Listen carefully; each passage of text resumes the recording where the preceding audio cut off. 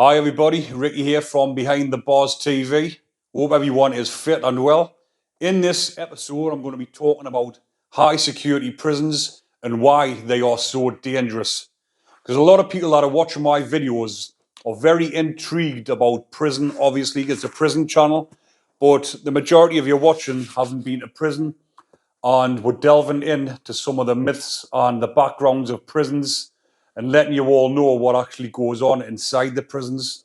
But I've uploaded a few documentaries onto my channel about high security prisons, one of them being Frankland. The other one was Whitemore, which I uploaded about a week or two back.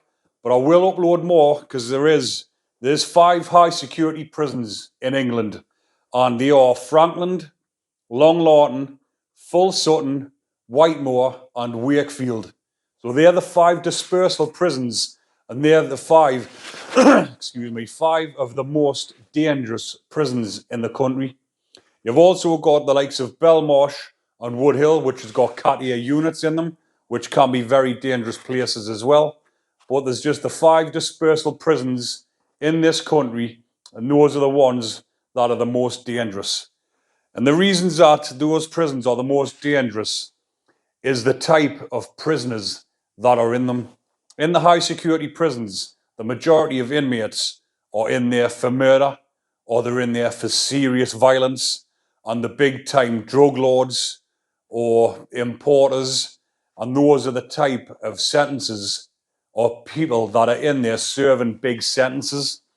And the people that are serving these sentences are big time gangsters on the outside.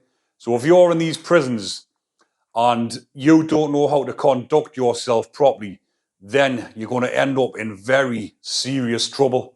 Because the trouble that you're going to end up in these prisons, if you get into trouble in these prisons, the type of people that are in there, it's not just going to be a one-on-one punch-up where you see, right, come down to sometimes it's down the laundry or in the association room. That's where they go and watch the TV.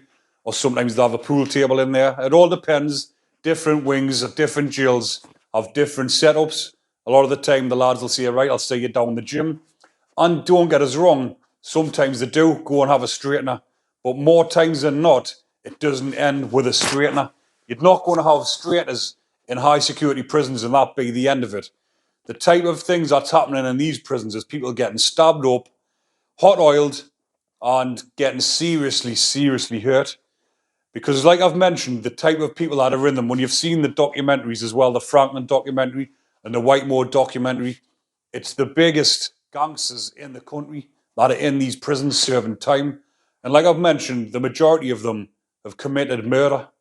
So if they're in there for committing murder, there's sometimes 30-year tariffs, 40-year tariffs. So, and someone that's got 30 years ahead of them comes up against someone that wants to make a bit of a name, or not even make a bit of a name, someone that's disrespecting them, that thinks might look at them and think, oh, you just look like a muppet.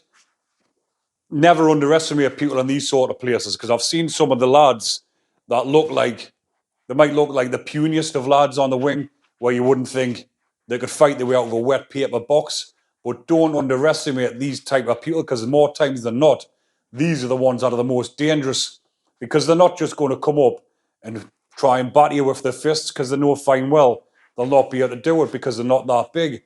So these are the most dangerous because they've also got nothing to lose, and they'll just go and get themselves a little chiv or a blade, a razor blade. A razor blade, out the end of a razor, you get the yellow bic razors, smash them.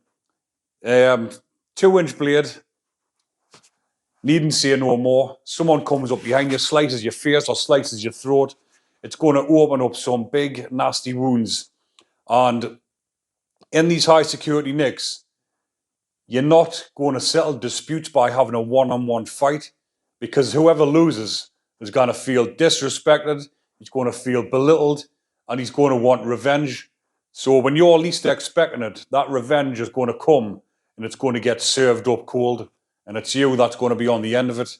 And that's what happens in the high security prisons compared to the other nicks, because the other jails, category C prisons, or even category B, the category B prisons are not to be underestimated as well.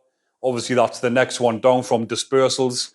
dispersals is category A stroke B. So you've got category B prisoners in as well.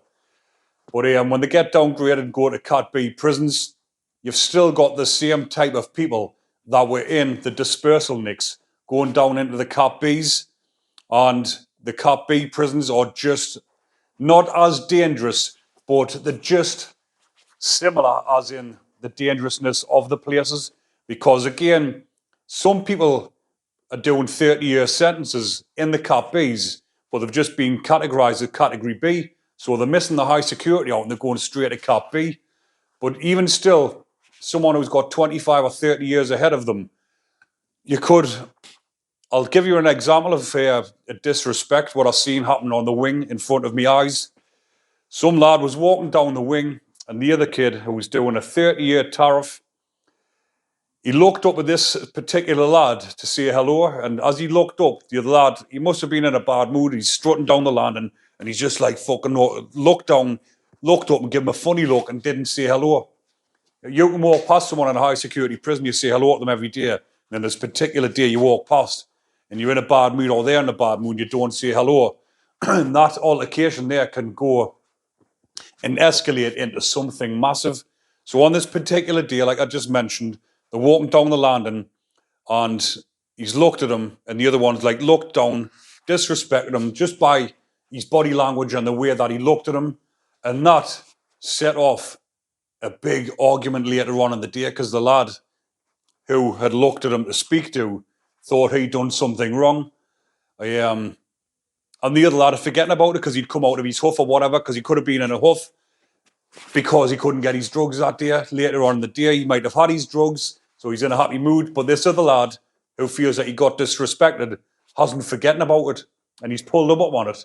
And there's been a big fucking argument. Luckily, the situation got diffused because they spoke about it.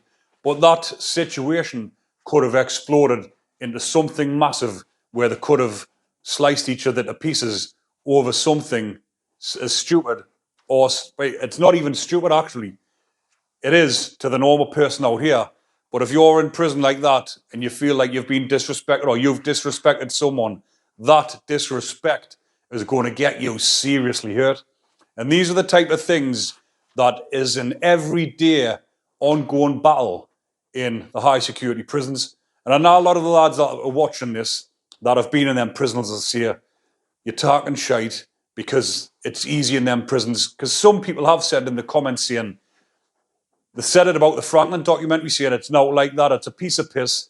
And these ones that say it's like Butlin's holiday camp, they're fucking living in cloud cuckoo land. They must be off the heads on the smack every day, saying it's a holiday camp.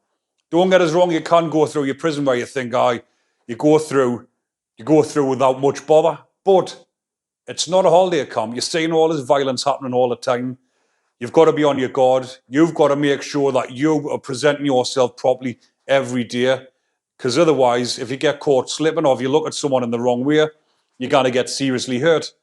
Like one of the lads that I've done an interview with on the podcast, and he mentioned it. He says even a little snigger can get you seriously hurt.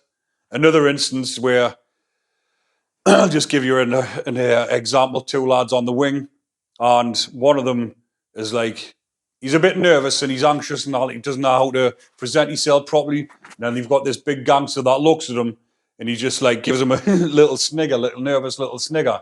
And he's looking at him, he's thinking, what the fuck are you laughing at? Are you laughing at me? Are you disrespecting me?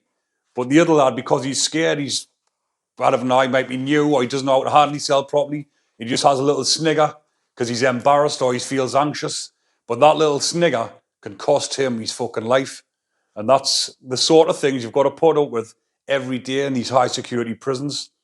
But it's not just what you're doing and your actions, it's other people's actions. If people are off their heads or they're pissed up or they're feeling in a bad mood anyway, they're looking just to explode, just looking for someone to do, and you could be the unlikely victim of that day.